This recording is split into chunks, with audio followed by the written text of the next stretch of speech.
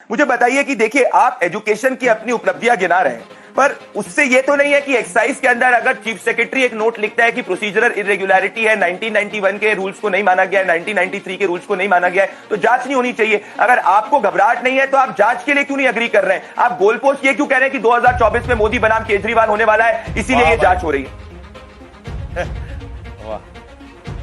वाह रे प्रदीप जी, वाह रे प्रदीप जी। प्रदीप जी, आप याद कीजिए, कृपा करके मैं आपसे कहना चाहता हूं, आप याद कीजिए जब मुख्यमंत्री केजरीवाल के दफ्तर पे सीबीआई का छापा पड़ा था, क्या कहा था इन लोगों ने? बहुत बड़ा घोटाला पकड़ लिया, बहुत बड़ा भ्रष्टाचार पकड़ लिया। 7 साल हो गए, आज तक कुछ नहीं निकला। मनीष सिसोदिया के यहां सीबीआई का छापा मारा, बोले बहुत बड़ा घोटाला पकड़ लिया, बहुत बड़ा घोटाला पकड़ लिया, आज तक कुछ नहीं निकला। सत्येंद्र जैन के सर्विसेज के मामले में सीबीआई की जांच हुई, 3 साल के बाद उसी सीबीआई ने कह दिया कुछ नहीं निकला। 40 विधायकों को पकड़ के जेल में डाला, बाद में कोर्ट से फटकार मिली, वो लोग बरी हुए।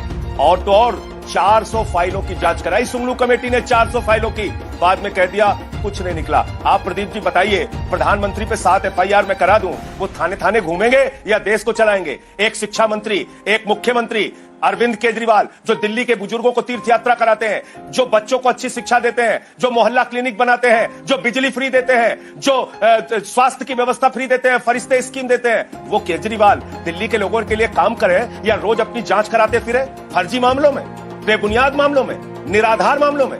ये चाहते हैं क्या आप? ये चाहती है क्या भारतीय जनता पार्टी? मैं मोदी जी से कहना चाहता हूं, केजरीवाल अब आपसे रुकने वाले नहीं है। ना उनका शिक्षा मॉडल रुकने वाला है, ना उनका स्वास्थ्य मॉडल रुकने वाला है। आपकी घबराहट जायज है। हम दिल्ली जीते 3 बार, हम पंजाब जीते, हम गुजरात पहुंचे हैं, हम हिमाचल पहुंचे हैं, लेकिन केजरीवाल की लोकप्रियता पूरे देश में बढ़ रही है। उस लोकप्रियता को आप रोक नहीं पाएंगे। 2024 का चुनाव, ठीक कहा आपने, मोदी वर्सेस केजरीवाल होगा।